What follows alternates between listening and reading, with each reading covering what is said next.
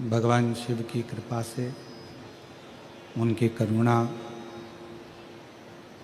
उनकी उदारता से ये पवित्र कथा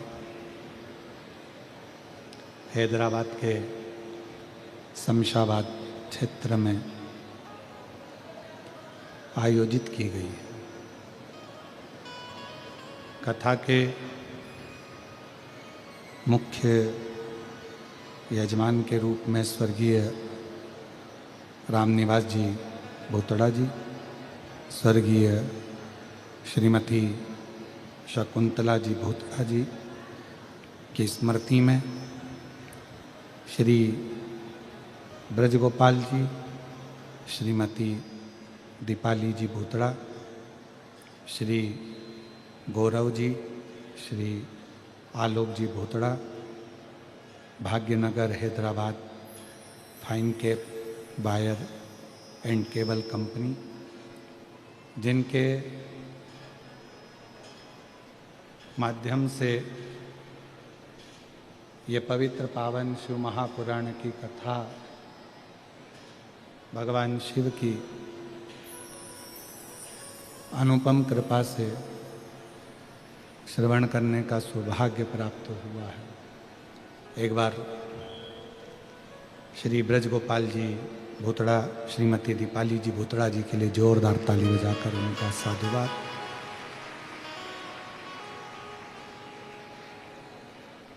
जो शिव की कृपा से भगवान देवाधिदेव महादेव की कृपा से इस पवित्र कथा के आयोजन कराकर संपूर्ण क्षेत्रवासियों को लाभान्वित किया है। शिव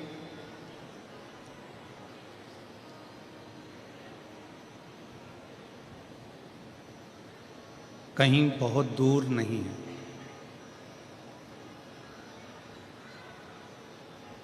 भगवान शिव जो हमारी श्वास है और जो श्वास नित्य प्रति 21,600 श्वास जो प्रतिदिन इस मानव के शरीर से निकल रही है, प्रतिदिन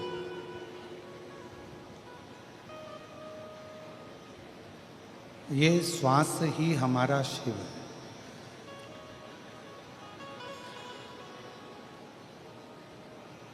और जिसने मानव शरीर में निकलने वाली श्वासों को, ग्रहण करने वाली श्वासों को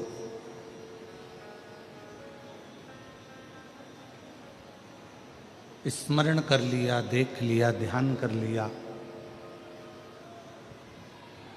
तो ये समझें कि शिव को पा लिया। ये 21,600 श्वास जो मानव के शरीर से रोज आ रही और जा रही है,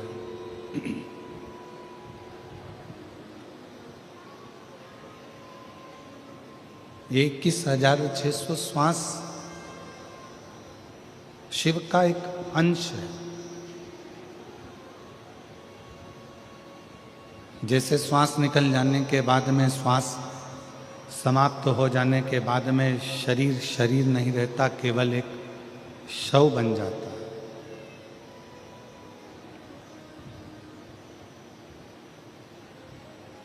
फिर शरीर की कोई मूलता नहीं रह पाती। फिर वो शरीर श्वास जाने के बाद में केवल एक शव का एक स्वरूप है। उसी तरह शिव महापुराण की कथा कहती है, जिसने अपने जीवन काल में शिव नाम नहीं जपा,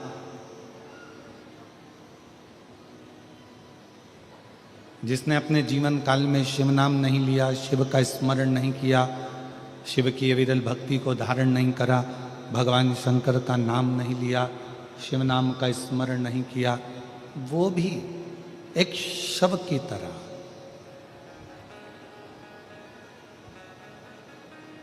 क्योंकि वो शिव को जान नहीं पाए।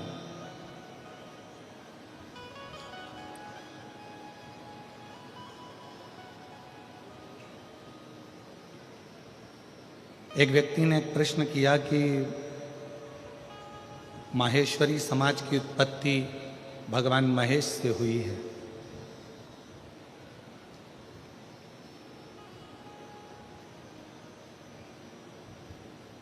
और यह संपूर्ण विश्व की उत्पत्ति किससे हुई?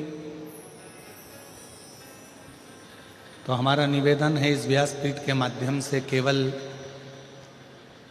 माहेश्वरी समाज की ही उत्पत्ति शिव से नहीं, भगवान महेश से नहीं, बल्कि जितना भी ब्रह्मांड की रचना आप देख रहे हो ये सब भगवान महेश की ही रचना है, भगवान शिव की ही रचना है।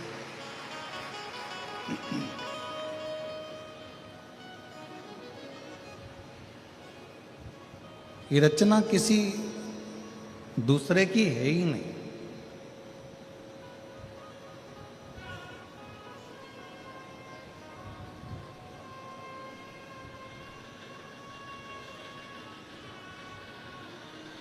भगवान शिव जी की और भगवान ब्रह्मा जी की लड़ाई किस बात से शुरू हुई? केवल एक छोटी सी बात थी। भगवान शिव जी ने भगवान ब्रह्मा जी से केवल इतना कहा कि इस सृष्टि की रचना जब आप करें तो थोड़ा सा अहंकार अपने अंदर मत आने देना, डीले कम करो।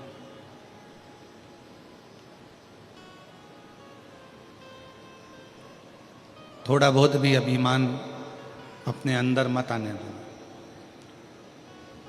और केवल ब्रह्मा जी से भगवान शिव नहीं कह रहा,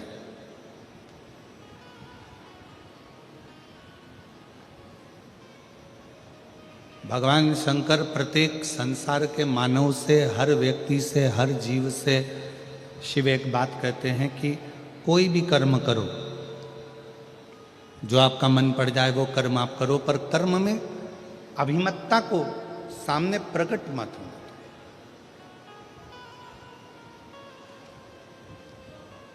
सही जिंदगी जीने के लिए शिव की बंदगी बहुत जरूरी है।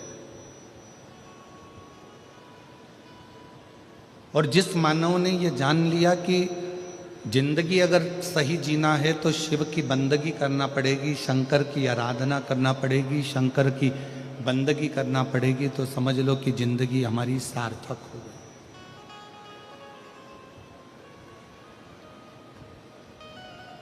शिव की बंदगी के बिना हमारी ये जिंदगी ठीक नहीं हो सकती। मेरी जीजियों, मेरे जीजाओं, मेरी बेटियों, बेटाओं, मेरी माताओं, मेरे भाई, मेरे बुजुर्ग, माता पिता तुल्य जितने भी विराजमान हैं, हैदराबाद की इस पवित्र कथा के प्रांगण में से कथा सुन रहे हैं या आस्था चैनल पर, फेसबुक, यूट्यूब पर, आप जिस तेलंगाना की इस भूमि से कथा को, तत्व को ग्रहण कर रहे हैं, वो अपने जीवन में उतारना कि सही जिंदगी बनाने के लिए शिव की बंदगी बहुत जरूरी है।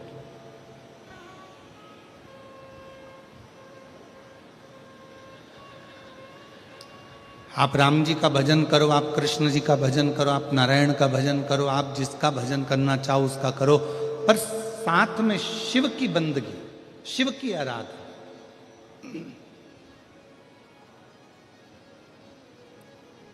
भगवान शंकर का स्मरण हमें जीवन में एक सुख देता है, जिंदगी में जीने की एक नई ऊर्जा प्रदान करता है।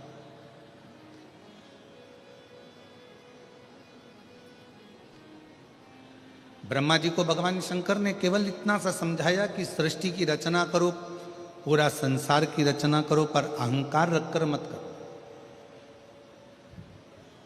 तुमने अगर थोड़ा सा भी अभिमान अगर अपने अंदर रख लिया और तुमने सोचा कि ये सृष्टि की रचना मैंने करी है, तो ये ठीक नहीं है।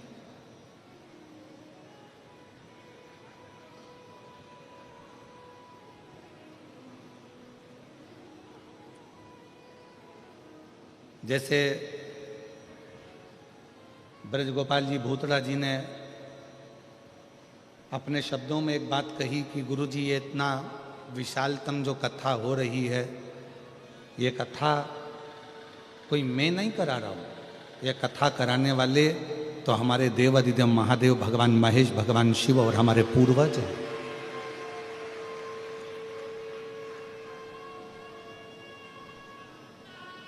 और उसी को आप और हम लोग अपनी भाषा में कहते आए हैं कि प्रभु आपकी कृपा से सब काम हो रहा है, भोले आपकी कृपा से सब काम हो रहा है। करते हो भोले बाबा, मेरा नाम हो रहा है। करते हो भोले बाबा, मेरा नाम हो रहा है। और भोले आपकी कृपा से सब काम हो रहा है। शंभु आपकी कृपा से सब काम हो रहा है। ये जितना, जैसे श्री ब्रजगोपाल जी बोले कि ये जितना जो कुछ करा रहा है सब शिव करा रहा है। माता पिता की कोई प्रेरणा है, माता पिता की कोई आज्ञा है, माता पिता का आशीर्वाद है, पूर्वजों का आशीर्वाद है और शिव की कृपा है जो ये सब हो रहा है, सब।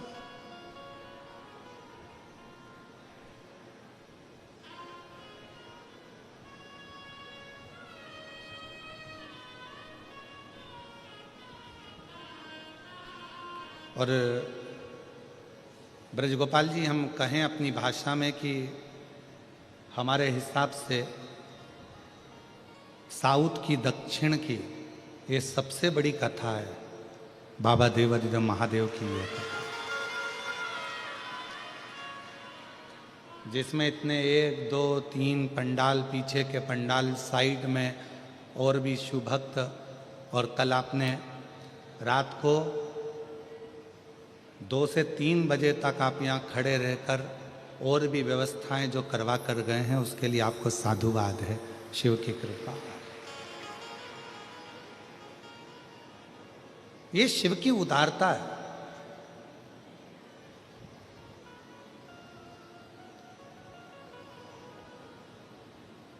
भगवान देवादिदेव महादेव ने भगवान ब्रह्मा जी से केवल इतना सा निवेदन किया कि अहंकार को रखकर सृष्टि की रचना नहीं करना, आप इस अभिमान को छोड़ दो और सृष्टि की रचना करो।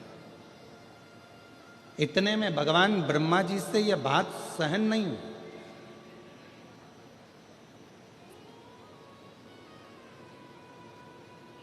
आज के ज़माने में अगर किसी को समझाया जाए ना, तो दुनिया के लोग समझते हैं कि ये हमको ही क्यों समझा रहा है। एक बहू अगर सासू जी से कह दे कि माँ अब तुम्हारा बुढ़ापा आ गया है, शरीर काम नहीं कर रहा है, शरीर में रोग आ गया है, भगवान का भजन करा करो, फालतू की बात मत करा करो, तो सांस रूठ जाती है। तो यही चाहती है कि मैं मर जाऊं। हालांकि बहू ऐसा नहीं कर रही, बहू तो इतनी सी बात कर रही है कि मम्मी अब ये सब लौकिक बातें, सब व्यर्थ की बातें, ये सब व्यर्थ चीजें तो तुम छोड़ो।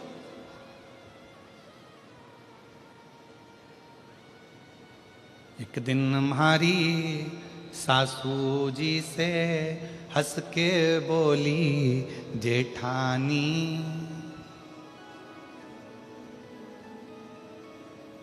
और राम नाम को सुमिरन कर लो, 2 दिन की है जिंदगानी। अब जिस दिन से जेठानी जी ने ये कहा कि 2 दिन की जिंदगानी है, राम नाम का सुमिरन कर लो, उस दिन से जेठानी का मुंह ही नहीं देखा सास।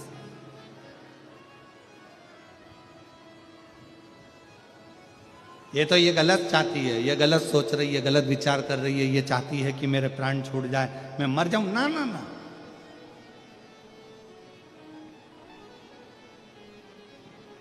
बहू ये नहीं चाहती। बहू तो चाहती है कि आप खूब जियो। बस इतना सा निवेदन है कि संसार की लौकिक बातों को छोड़कर, संसार की बातों का स्मरण ना करते हुए भगवान देवादिदेव महादेव की बात का स्मरण करें। राम नाम, कृष्ण नाम, शिव नाम, नारायण, जिसको तुम भज सकते हो, जिसका तुम स्मरण कर सकते हो, उसका स्मरण कर।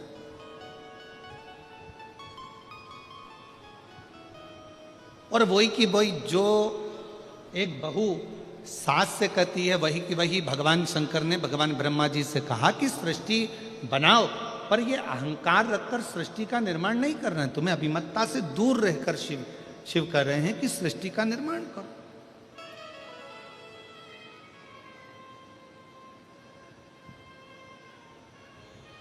सहन नहीं हुआ ब्रह्मा जी से, और ब्रह्मा जी से जब सहन नहीं हुआ तो ब्रह्मा जी रुष्ट होकर सीधे भगवान विष्णु जी के पास में पहुंच गए। और भगवान नारायण आराम से शेषनाग की सैया पर लेटे हुए थे। लक्ष्मी जी चरण दबा रही थी उनके।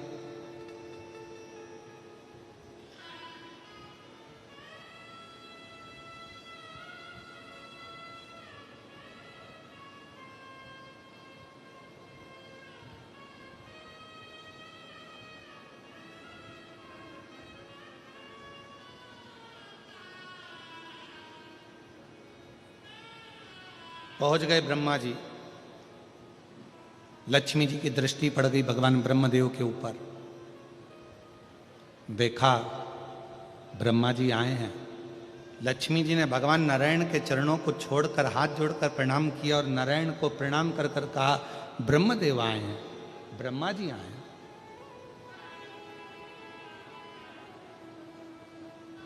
ब्रह्मा जी?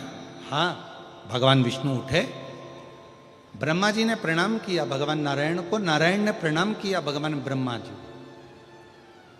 कितनी सुंदर बात है। ये हमारे 33 कोटि देवी देवता ये हमको सिखाते हैं कि आप किसी को आदर करोगे तो कोई तुम्हारा आदर करेगा। आप किसी को प्रणाम करोगे, कोई आपको प्रणाम करेगा।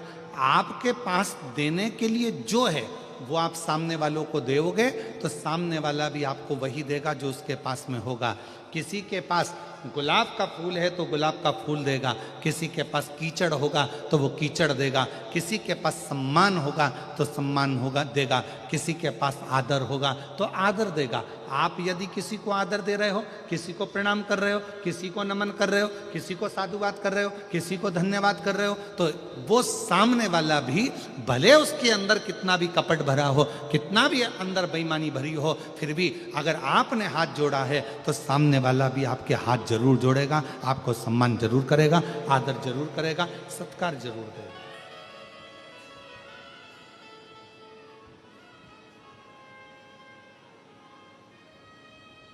आपके पास देने के लिए क्या है ये आपके ऊपर निर्भर करता है।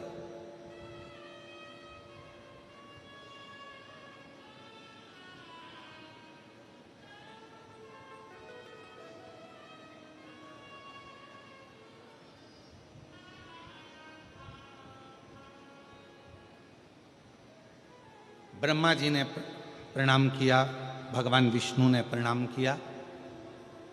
भगवान नारायण ने पूछ लिया ब्रह्मा जी से कि किस कारण से आपका आगमन हुआ है, क्यों आए हो, क्या हो गया, किस लिए आना हुआ। तब ब्रह्मा जी ने कहा कि सृष्टि की रचना मैं कर रहा हूं।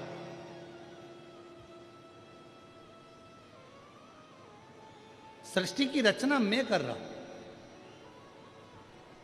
भगवान विष्णु समझ गए जहां पर मैं का संबोधन आ जाता है, जहां पर मैं का संबोधन लग जाता है, फिर वहां अहंकार आकर विराजमान हो जाता है। और यहां मेरा कुछ भी नहीं होना चाहिए। कथा करवाने वाला शिव, कथा वाचने वाला शिव और कथा सुनने वाला भी शिव। कितनी सुंदर बात कही कि स्वयं ईसर जी और गोरा जी के रूप में भगवान शंकर पार्वती गणा और गौर बनकर शिव महापुराण के यजमान बनकर कथा को श्रवण कराते हैं, श्रवण करते हैं, कराते हैं।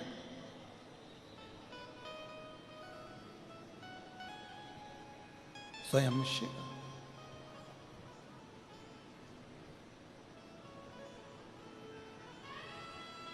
और प्रभु आपकी कृपा से सब काम हो रहा है, भोले आपकी कृपा से सब काम हो रहा है।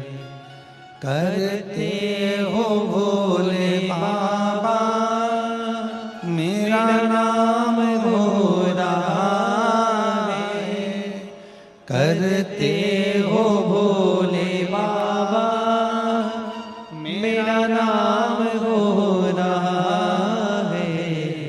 भोले आपकी कृपा से सब काम हो रहा है। शंभु आपकी कृपा से सब काम हो रहा। भगवान ब्रह्मा जी ने जैसे ही कहा कि मैं सृष्टि की रचना कर रहा हूं, तो भगवान विष्णु की बुद्धि में आ गया कि अहंकार समाहित हो गया।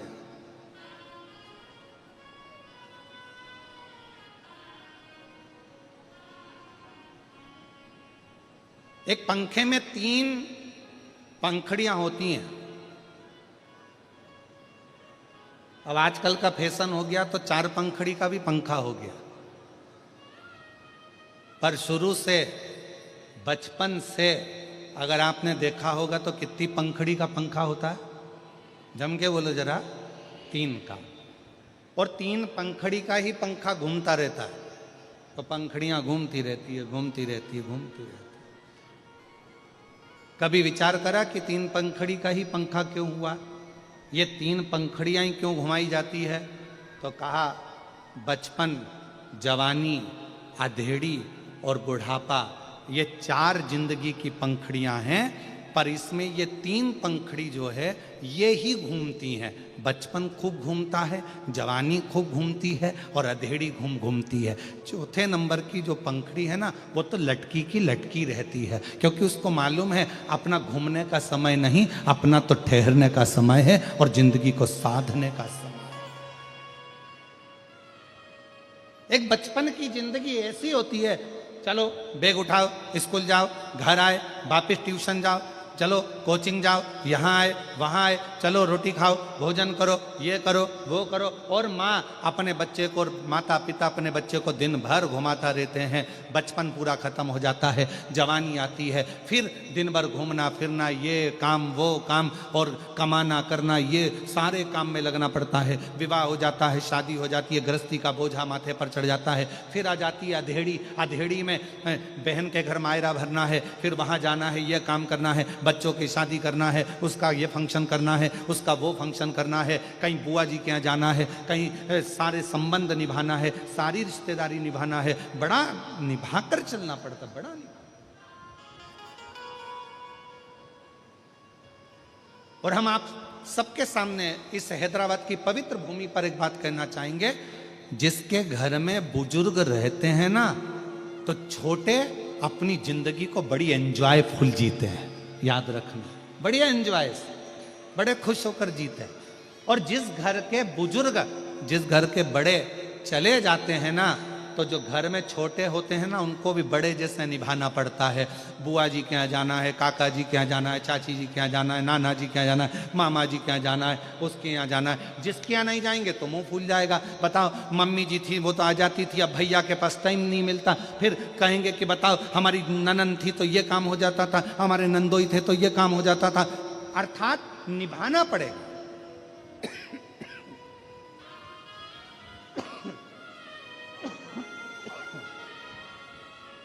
बहुत निभाना पड़ेगा।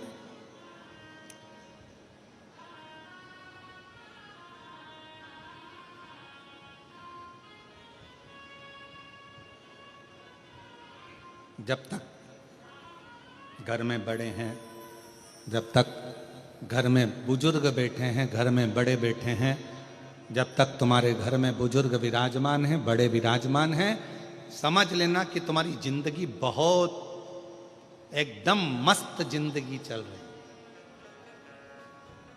बड़े के होने से, बुजुर्ग के होने से।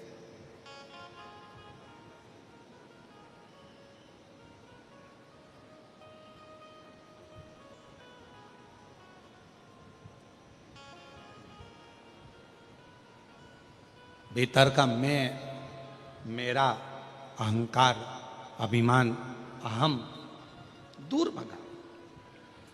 3 पंखड़ियां पंखे में हैं, वो घूम रही हैं। बचपन घूम रहा है, जवानी घूम रही है, अधेड़ी घूम रही है।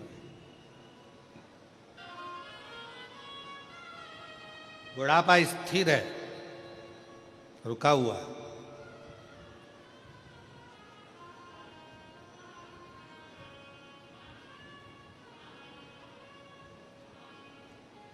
और जब ये बचपन, जवानी, अधेड़ी निरंतर घूमती रहती है, निरंतर घूमती रहती है, भागती रहती है, तब तक व्यक्ति की जिंदगी में सुकून, शांति नहीं रहता। किसी ने पूछा शिव नाम में है क्या? हम कहते हैं शिव नाम में शांति है।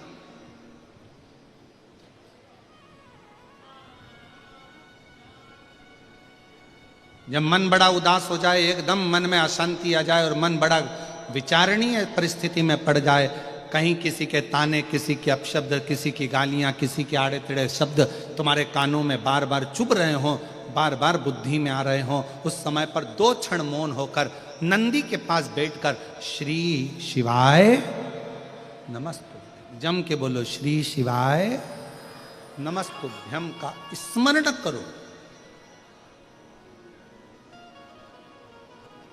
श्री शिवाय नमस्तुभ्यम को 2 क्षण बैठकर पुकार लो।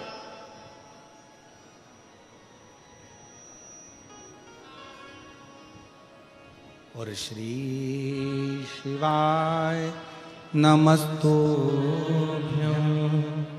श्री शिवाय नमस्तुभ्यम, श्री शिवाय नमस्तुभ्यम, श्री शिवाय नमस्तुभ्यम, श्री शिवाय नमस्तुभ्यम, श्री शिवाय नमस्तुभ्यम। 2 क्षण बैठो शिव की साक्षी में, भगवान शंकर की साक्षी में, और 2 क्षण में भगवान शंकर के स्मरण को, पंचाक्षर मंत्र नमः शिवाय, षडाक्षर मंत्र ओम नमः शिवाय, या फिर श्री शिवाय नमस्तुभ्यम मंत्र का उच्चारण एकदम आनंद के साथ करना प्रारंभ करो। धीरे धीरे धीरे धीरे मन की शांति अपने आप आना प्रारंभ हो जाए। और यहां तक शिव महापुराण की कथा कर रही है।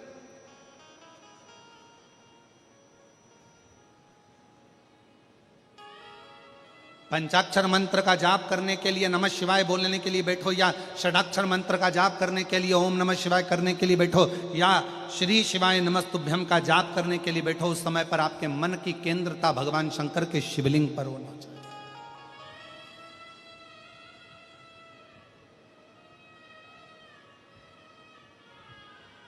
आपके मन का चिंतन पूरा शिवलिंग की ओर होना चाहिए।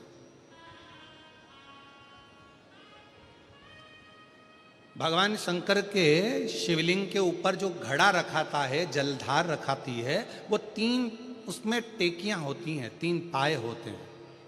कितने पाए होते हैं? 3। ब्रह्मा, विष्णु, महेश। जल का घड़ा, उसमें से एक एक बूंद जल नीचे गिर रहा है, अर्थात वो जल बता रहा है कि ब्रह्मा, विष्णु और महेश ये तीनों एक हैं, इसमें कोई भेद नहीं है। आप ब्रह्मा जी की अगर निंदा कर रहे हैं तो समझ लें शिव की निंदा हो रही है। आप शिव की निंदा कर रहे हैं, समझ लें भगवान नारायण की निंदा हो रही है। नारायण की निंदा कर रहे हैं, समझ लें भगवान शंकर की निंदा कर रहे हैं। ये तीनों सम हैं, क्योंकि इसमें एक एक बूंद जो जल गिर रहा है यह हमें बता रहा है कि ब्रह्मा, विष्णु और महेश, इन तीनों में कोई भेद नहीं है। इसलिए शिव जी की आरती में भी यह प्रसंग आता है, ब्रह्मा विष्णु सदाशिव जानत अविवेका, भोले जानत अविवेका, प्रणव अक्षर के मध्य ओम अक्षर के मध्य यह तीनों एका।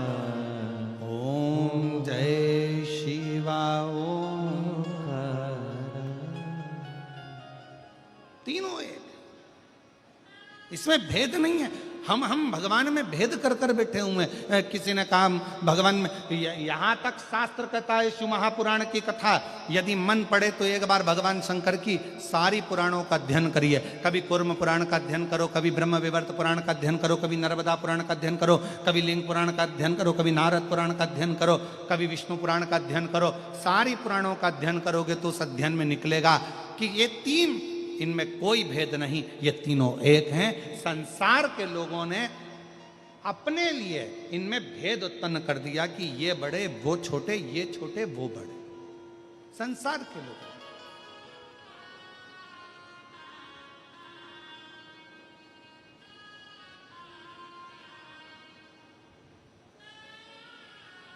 शिव कथा कर रही है, भगवान शंकर का चरित्र कर रहा है, शिव महापुराण की कथा कर रही है। ब्रह्मा जी का थोड़ा सा अभिमान देखा और ब्रह्मा जी ने कहा कि मैं सृष्टि की रचना कर रहा हूं। मैं, भगवान विष्णु देखकर सुनकर स्तुप्त, बोले नहीं।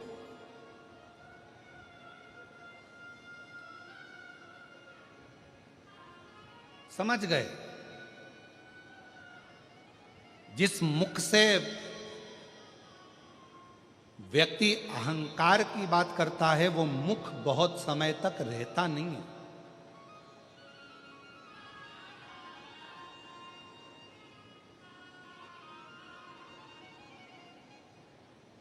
और ये प्रसंग आप लोगों ने हमेशा सुना होगा कि देवऋषि नारद ने भी अहंकार कर लिया था तो देवऋषि नारद को भी बंदर का मुख लगा था। फिर एक प्रसंग सुना होगा कि माता सती के पति शिव हैं और रति के पति कामदेव हैं। साड़ू भाई हैं दोनों, पर एक दिन कामदेव ने रति से शिव जी के लिए अपमानजनक शब्द कह दिए। और जब अपमानजनक शब्द भगवान देवाधिदेव महादेव के लिए कहे गए, भगवान शंकर के लिए बोले गए, तब रति उस स्थान पर मौन होकर चुप होकर सुनती रही। पर रति के नयनों से नीर बहता,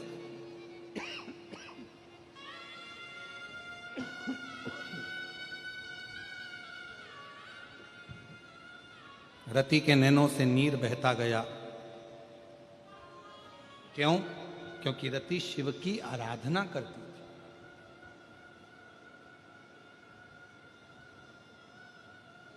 रति भगवान शंकर की आराधना में डूबी रहती थी, इसलिए उसके नैनों से केवल नीर बह रहा था, केवल अश्रु।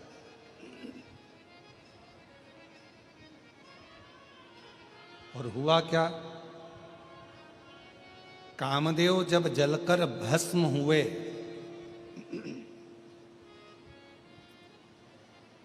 कामदेव जब जलकर भस्म हुए, रति दौड़ कर आई और भगवान शंकर के सामने आकर खड़ी हो गई थी। जिस समय पर भगवान शंकर को क्रोध इतना तीव्र आ रहा था कि आम के पल्लव में छुपे हुए कामदेव जलकर भस्म हो जाते हैं, शिव जी को इतना क्रोध आ रहा था कि कोई देवता उनके सामने जाकर खड़ा होना नहीं चाह रहा था। शिव जी को इतना क्रोध आ रहा था कि कोई देवता उनके सम्मुख नहीं जा रहा था। क्यों? क्योंकि शंकर भगवान की अगर दृष्टि पड़ गई तो जलकर भस्म होना पड़ेगा। और उस स्थान पर कामदेव की धर्मपत्नी रति आकर खड़ी हो जाती है।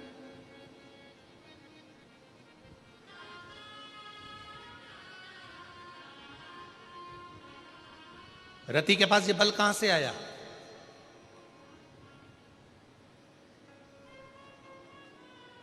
रति के पास ये बल कहां से पहुंचा? एक कोई व्यक्ति होता है, बड़ा अकड़ में बात करता है, अरे तुम मुझे जानते नहीं हो।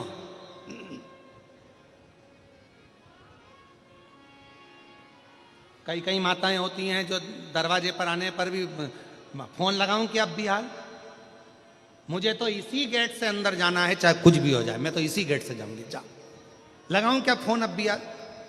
मतलब इसके पीछे कोई ना कोई है, इसके पीछे कोई ना कोई बुलंद, कोई बड़ा, कोई बुजुर्ग, कोई व्यक्ति, दमदार व्यक्ति इसके पीछे है। इसीलिए ये इतने अकड़ में, इतने क्रोध में, इतनी बल में बात कर रही। तो रति अगर शिवजी के सामने जाकर खड़ी हो रही है, रति अगर भगवान शंकर के सामने जाकर खड़ी हो रही है और इतना क्रोध के सामने खड़ी हो रही है, तो रति के पास कुछ ना कुछ तो है।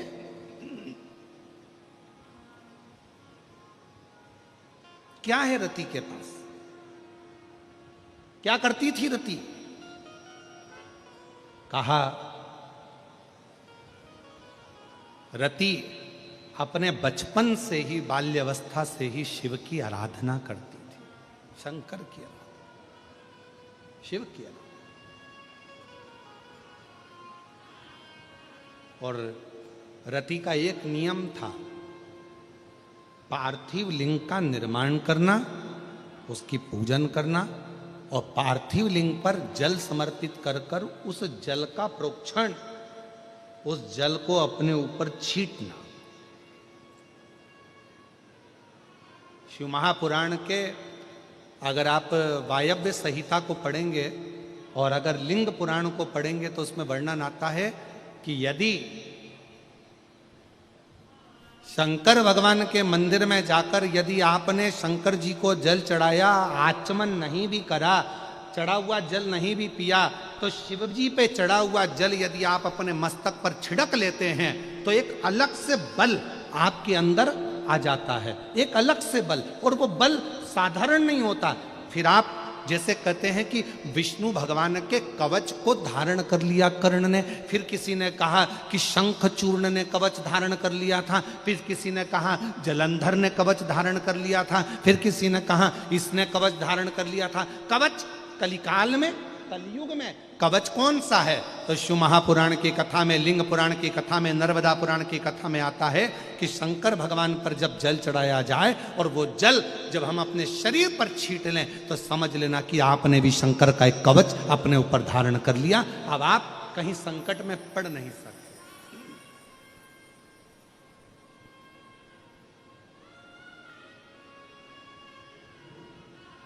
और मैंने तेरे ही भरोसे बाबा, तेरे ही भरोसे हवा बिच उड़ती जावांगी बाबा, डोर तो चढ़ी नाम कटी जावांगी। भोले मैं तेरी पतंग, शंभू मैं तेरी पतंग हवा बिच उड़ती जावांगी बाबा, डोर तो चढ़ी नाम कटी जावांगी। शिव महापुराण की कथा कहती है, रति जिन शंकर भगवान ने कामदेव को जलाकर भस्म कर दिया, उनके क्रोध की ज्वाला के सामने 33 कोटि देवता में से कोई देवता सामने जाकर खड़ा नहीं होता, क्योंकि सबको मालूम है कि जलकर भस्म हो जाना है। केवल अकेली रति शिव जी के सामने जाकर खड़ी हो जाती है और उनकी तेज क्रोध की ज्वाला के सामने रति खड़ी हुई है।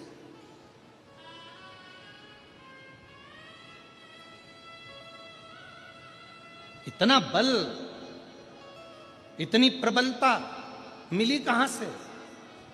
और मेरी जीजियों, मेरे जीजाओं, मेरी बेटियों, बेटाओं, मेरी माताओं, मैं आप सबसे निवेदन करूं, रोज प्रतिदिन ऐसा कोई दिन नहीं जाना चाहिए जिस दिन आप शंकर जी को जल ना चढ़ा। प्रतिदिन अपने घर के अंदर, अगर मंदिर नहीं जा सकते तो घर के अंदर एक छोटे से छोटा शिवलिंग अवश्य रखो। अब कई लोग कहते हैं गुरुजी हमारे यहाँ पर एक शिवलिंग है पहले का, और किसी के यहाँ गए थे तो उसने हमको दूसरा शिवलिंग दे दिया, तो रख सकते हैं कि नहीं रख सकते? शिव महापुराण की कथा कहती है घर में एक नहीं 1000 भी अगर शिवलिंग है तो वो कभी दोष नहीं देते, कभी कष्ट नहीं देते, कभी परेशानी नहीं देते। और फिर कोई कहता है गुरुजी हमारे घर में जो शिवलिंग है वो बीच में से खंडित हो गया, टूट गया, शिवलिंग टूट गया गुरुजी, उसका कोई दोष लगेगा क्या? शिव महापुराण की कथा कहती है अगर तुम्हारे घर में पुराना शिवलिंग है, तुम्हारे घर के अंदर अगर कोई शिवलिंग है और अगर वो बीच में से टूट गया, 40 टुकड़े हो गए, 50 टुकड़े हो गए, 2 टुकड़े हो गए, 10 टुकड़े हो गए, तो भी शिवलिंग कभी खंडित नहीं माना जाता, वो अखंड ही माना जाता। शिवलिंग कभी खंडित नहीं माना जाता।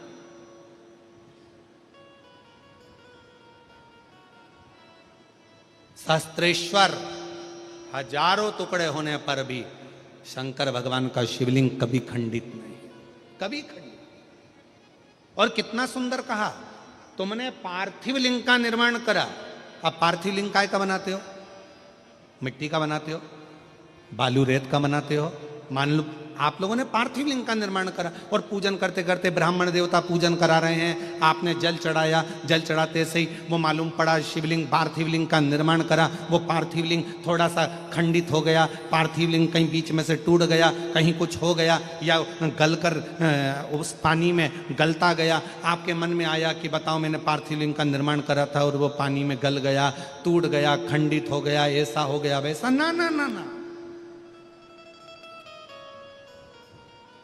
ब्राह्मण देवता पूजन करा रहे हैं, आपने पार्थिव लिंग का निर्माण कराए, पार्थिव लिंग की पूजन चालू कर दी, और पूजन चालू करने के बाद में अगर आप उस पर पानी चढ़ा रहे हैं, जल चढ़ा रहे हैं, और वो पार्थिव लिंग अगर आपका थोड़ा बहुत भी खंडित हो रहा है, गल रहा है, जल में जा रहा है, या उसका रंग जा रहा है, या इधर से जहां से जल चढ़ा रहे थे वहां से पूरा धुलते चले जा रहा है, तो ये मत सोचना कि वो खंडित हो गया। नहीं, पार्थिव लिंग का मतलब होता है कि मिट्टी के छोटे छोटे कण, बालू रेत के छोटे छोटे कण एक जगह पर एकत्रित कर लिए और उस पर आपने जल चढ़ाना चालू करा।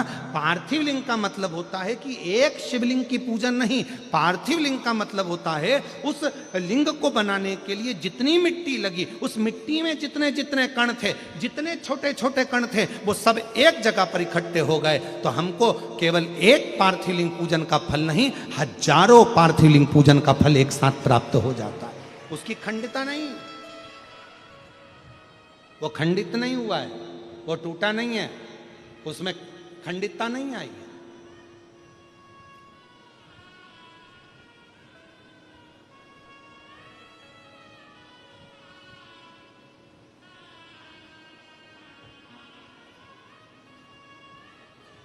ब्रज भैया, अभी आप भी पार्थिव लिंग बना रहे होंगे। ब्राह्मण लोग जब शिव पुराण चलती है तो पार्थिव लिंग का निर्माण किया जाता है।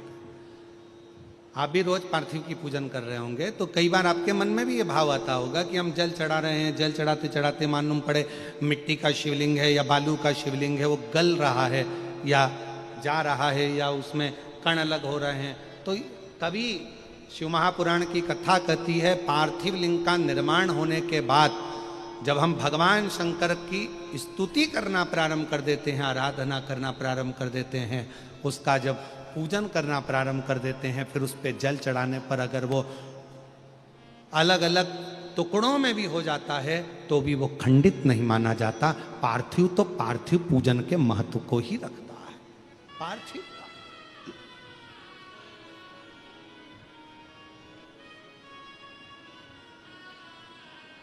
और शंभु शरणे पड़े मांगो घड़ी रे घड़ी दुख काटो दया करी न दर्शन आपो। शंभु शरणे पड़े मांगो घड़ी रे घड़ी दुख काटो दया करी दर्शन। ओ शंभु शरणे पड़ी मांगो घड़ी रे घड़ी दुख काटो दया करी ने दर्शन आपो। शंभु शरणे पड़ी सब बोलिए मांगो घड़ी रे घड़ी दुख काटो दया करी दर्शन आपो। पार्थिव रति शिव जी के सामने खड़ी है, इतनी क्रोध की ज्वाला के सामने।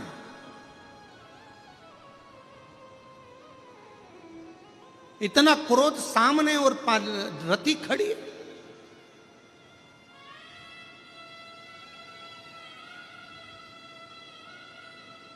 ब्रह्मा जी देख रहे थे,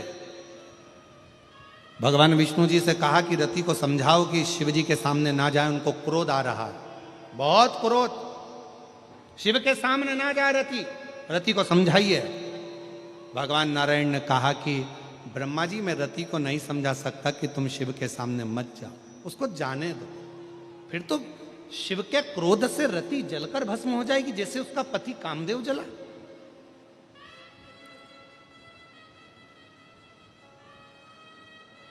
फिर तो रति जल जाएगी। नहीं, शंकर भगवान के सामने रति का बाल भी बांका नहीं होगा, बल्कि अपने पति को वापस लेकर रति आएगी। भगवान नारायण कह रहे हैं। भगवान ब्रह्मा जी ने पूछा आप कैसे कह सकते हो कि रति अपने पति को लेकर आ जाएगी और उसका बाल बांका नहीं होगा। भगवान नारायण ने कहा ब्रह्मदेव ये रति कोई साधारण नहीं है, प्रतिदिन रोज पार्थिव लिंग का पूजन करती है, शिवलिंग का पूजन करती है और शिवलिंग के चढ़े हुए जल को अपने ऊपर छींट लेती है, जिससे हजारों हजारों कवच उस रति के पास होते हैं, तो रति जलकर भस्म नहीं हो सकती है। उसके पास वो कवच शिव का है, भगवान देवादिदेव महादेव का वो कवच उसके पास है।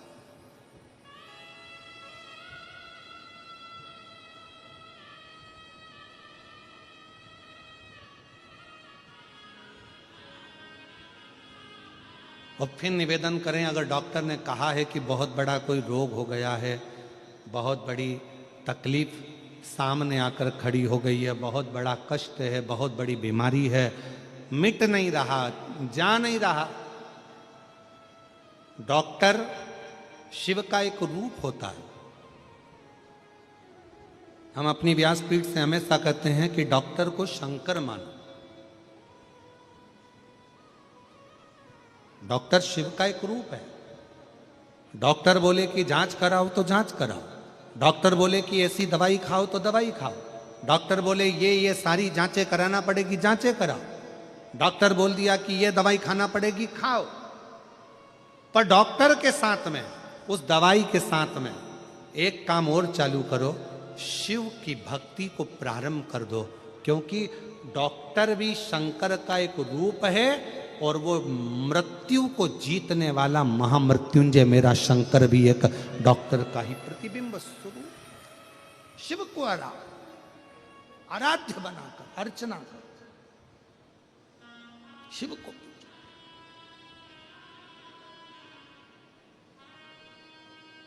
भगवान शंकर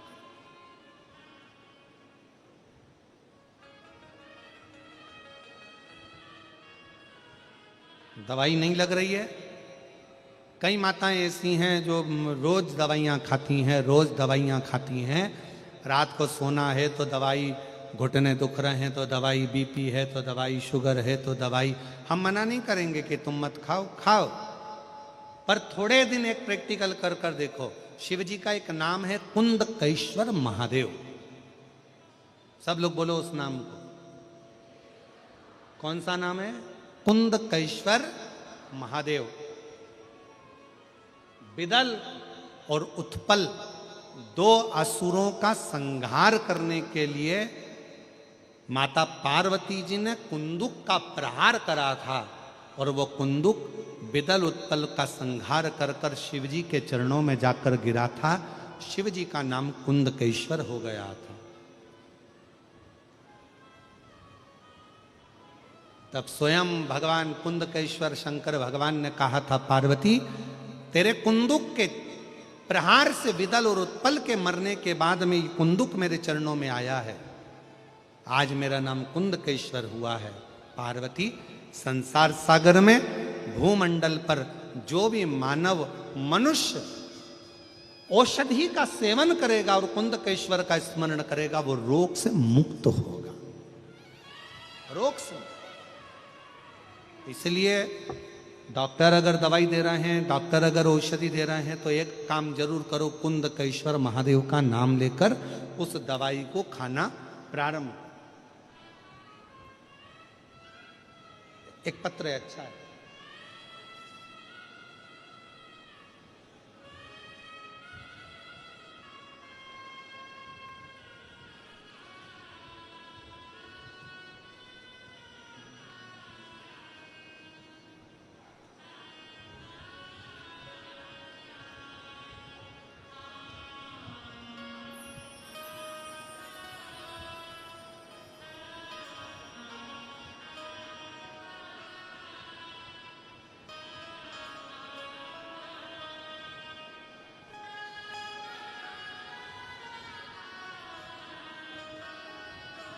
मैं सरिता हीरामन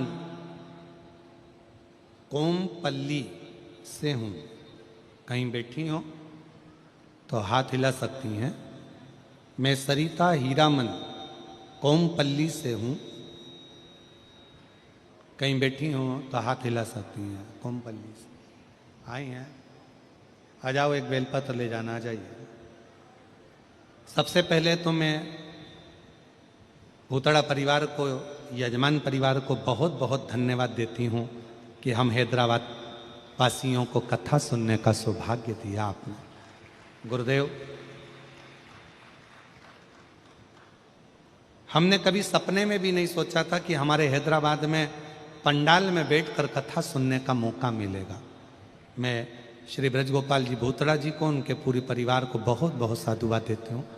हमने ब्रजगोपाल भैया कल भी कहा था, ना जाने कितनी जीजियों के चेहरे पर आपने रक्षाबंधन पर स्माइल दिलवा दी ये कथा का आयोजन करवा। बहुत बहुत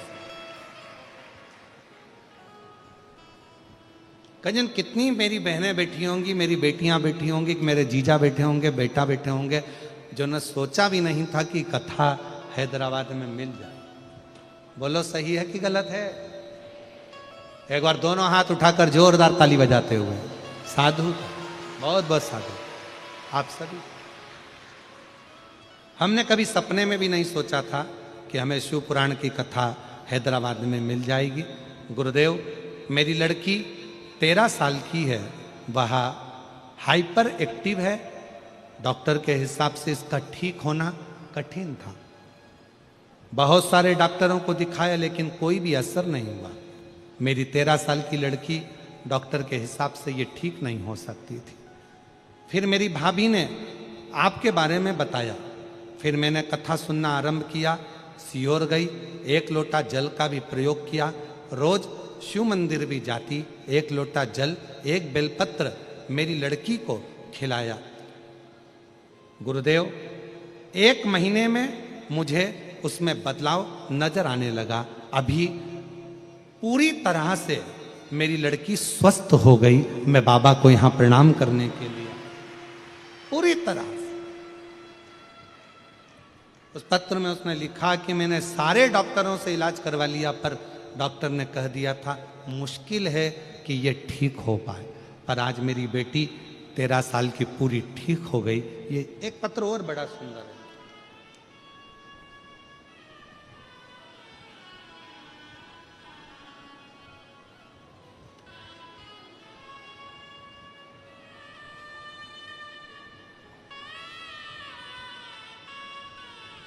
मैं ममता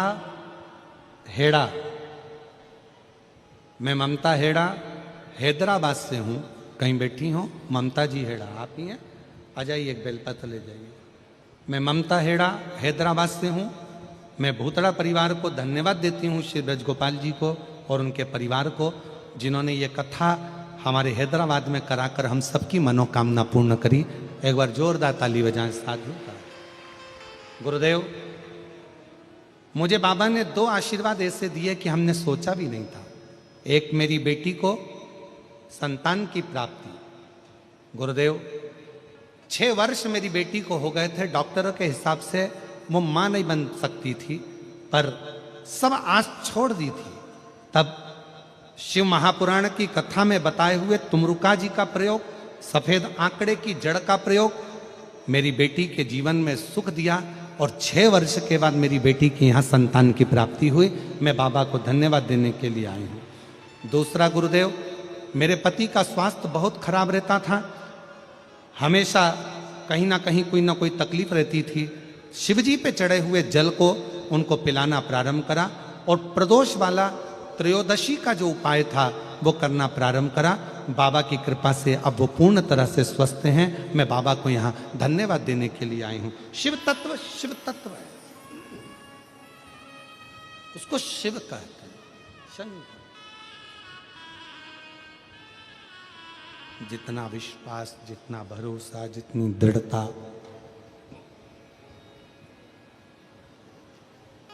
पूर्ण भरोसे के साथ जब हम भगवान शिव की आराधना करते हैं तो शिव क्यों ना मिले, शंकर क्यों ना मिले।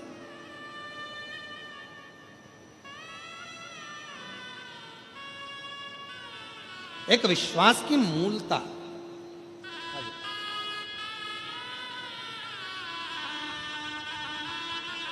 और तेरी कृपा का क्या है भरोसा, कब किस पर हो जाए, जरा सी हम पर कर दो, जरा सी हम पर कर दो। तेरी कृपा का क्या है भरोसा, कब किस पर हो जाए, जरा सी हम पर कर दो, जरा सी हम पर कर दो। जिस पर भी हो गई तेरी कृपा करुणा वो भव पार हुआ, भव पार हुआ। पापी हो जाए जितना उसका भी बाबा उद्धार हुआ, उद्धार हुआ। गिद्ध अजामिल गणिका जैसे तेरे मन को भाए, जरा सी हम पर कर दो, जरा सी हम पर कर दो। तेरी कृपा का क्या है भरोसा, कब किस पर हो जाए, जरा सी हम पर कर दो, जरा सी हम पर। शिव तत्व कहता है। भगवान शंकर की कथा कर रही है, शिव महापुराण की कथा कर रही है। शिव जी पे चढ़े हुए जल का पुक्षन, भगवान शंकर पे चढ़े हुए जल को अपने ऊपर छिड़क लेना। अपने ऊपर धारण कर लेना, ये हमको कवच प्रदान करता है। कवच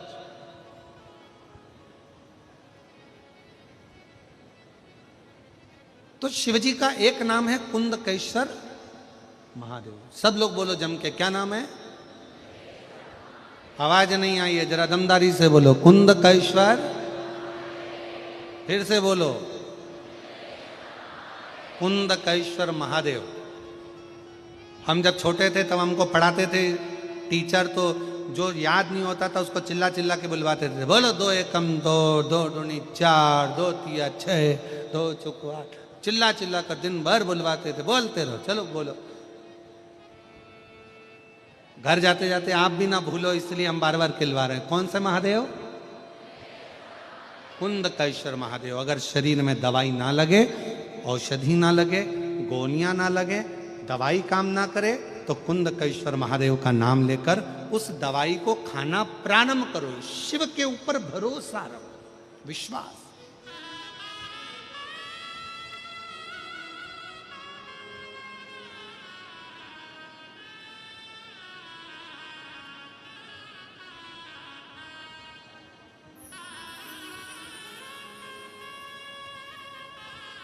शिव कथा कर रही है, भगवान शंकर का चरित्र कर रहा है। रति सामने खड़ी है और रति सामने खड़ी, शिवजी के सम्मुख में खड़ी है रति सामने। शंकर भगवान के क्रोध का उस पर कोई असर नहीं हो रहा।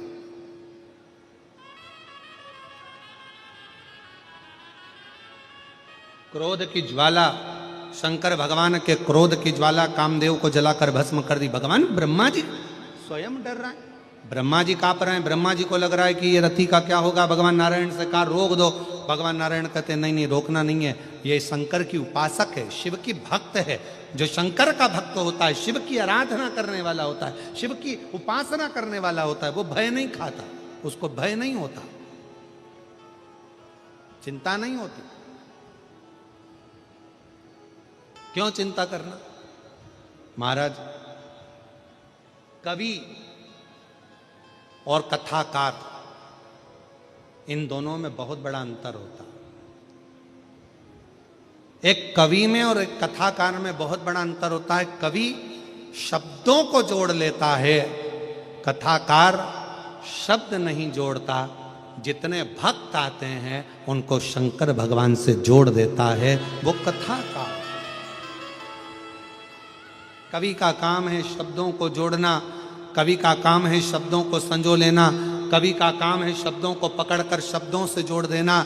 पर कथाकार का काम शब्दों को जोड़ना नहीं, कथाकार का काम, एक कथा करने वाले का काम होता है, जितने भक्त आए हों, जितने कथा को सुनने के लिए श्रोता आए हों, उनको कैसे न कैसे भगवान से, शिव से, उनकी अविरल भक्ति से जोड़ा जाए। और जब वो शिव से जुड़ जाएं, शंकर के हो जाएं, फिर उनकी जिंदगी में जो भी तकलीफें हैं, कष्ट हैं, रोग हैं, दुख हैं, वो धीरे धीरे समाप्त होते चले जाएं। ये एक आनंद, ये आनंद।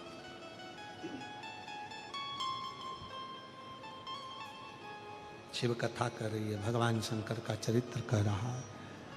शिव महापुराण की कथा, भगवान शंकर का चरित्र, शिव तत्व कह रहा है। भगवान शंकर की कथा कर रही, रति हिली नहीं, रति नहीं। और आखिरी में क्या हुआ?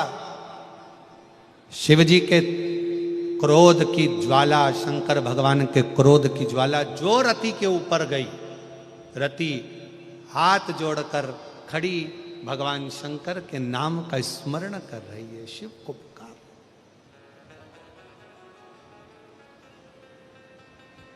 शिव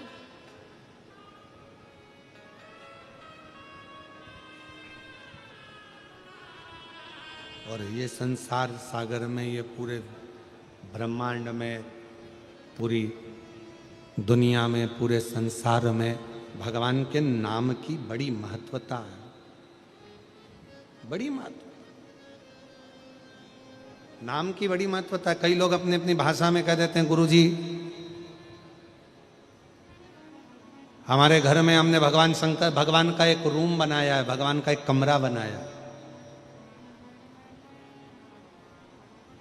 आप लोगों में भी कई लोग ऐसा बोल देते हैं, हमने बहुत बड़ा बंगला बनाया गुरुजी, उसमें भगवान का एक कमरा बनवाया।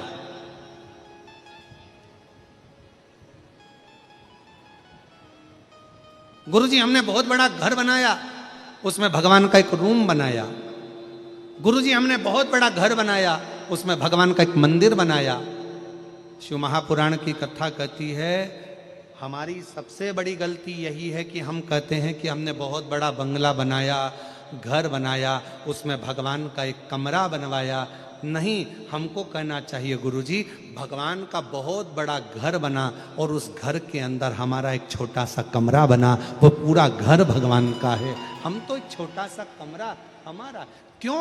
अगर घर हमारा रहेगा, भगवान का एक कमरा रहेगा, तो घर में जितनी भी चिंता होगी वो तुम्हारी होगी, घर में जो भी परेशानी होगी वो तुम्हारी होगी, घर में जो भी कष्ट होगा वो तुम्हारा होगा, घर में जो भी दुख होगा वो तुम्हारा होगा। और जिस दिन तुमने कह दिया ये घर शंकर भगवान का है और उसमें एक कमरा मेरा है, तो तुम्हारा दुख कुछ भी नहीं होगा, तुम्हारा कष्ट, तुम्हारी चिंता कुछ भी नहीं होगी। जो भी कुछ होगा वो देवाधिदेव महादेव का होगा, क्योंकि ये शंकर जी का है, ये भगवान श्री हरि का है, ये नारायण का है, ये हमारा नहीं।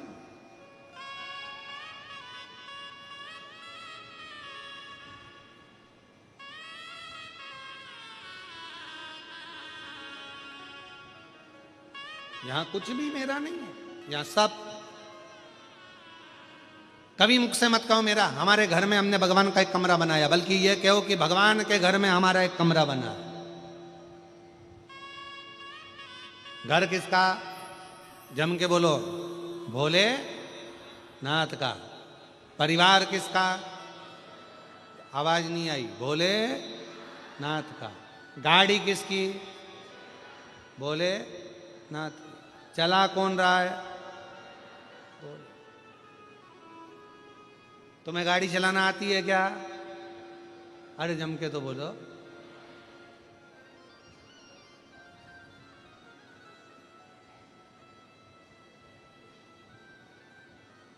जब एक गाड़ी चलाना अपने को अच्छे से नहीं आती, कितने भी अच्छे ड्राइवर बन जाओ, कितने भी अच्छे बन जाओ और कितनी भी अच्छी ड्राइविंग करना आ जाए, तुम कितने भी अच्छे बन जाओ, पर पास में से निकलकर जो गाड़ी जा रही है, सामने चल रही, आड़ी चल रही, टेढ़ी चल रही, वो कैसा है तुमको क्या मालूम? तुम अच्छे हो, तुम अच्छा चलाना जानते हो, तुम अच्छे ड्राइवर हो, तुम अपनी जगह पर अच्छे हो, पर पड़ोस में से जो निकल कर गया, साइड में से आ गया, एकदम ब्रेक लगा दिया, एकदम खड़ी कर दी, वो कैसा है तुमको क्या मालूम? उस जगह पर तुम्हारी ड्राइविंग काम नहीं आती। उस जगह पर एकदम जब ब्रेक लगता है तब वो भोलेनाथ खड़ा हो जाता है कि तूने एक लोटा जल चढ़ाया है, चिंता मत कर, मैं तेरे साथ। क्यों चिंता?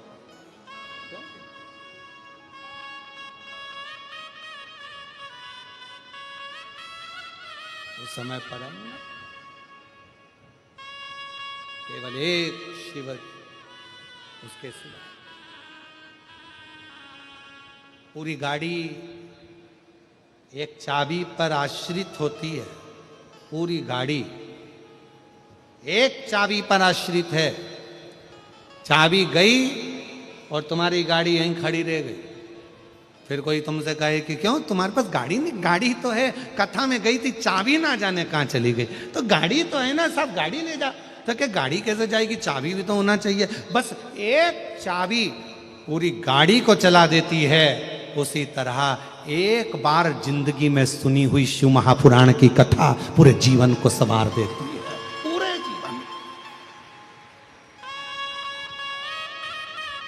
पूरे जीवन।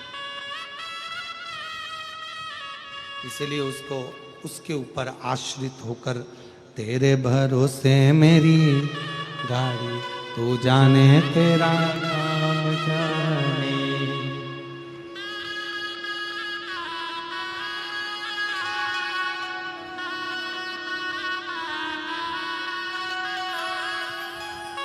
तेरे भरोसे मेरी गाड़ी, तू जाने तेरा काम जाने। बाबा तेरे भरोसे मेरी गाड़ी, तू जाने तेरा काम जाने। भोले तेरे भरोसे मेरी गाड़ी, तू जाने तेरा काम जाने। बोले तेरे भरोसे मेरी गाड़ी, सब गाइए। जाने तेरा काम जाने। तू जाने तेरा काम जाने, तू जाने तेरा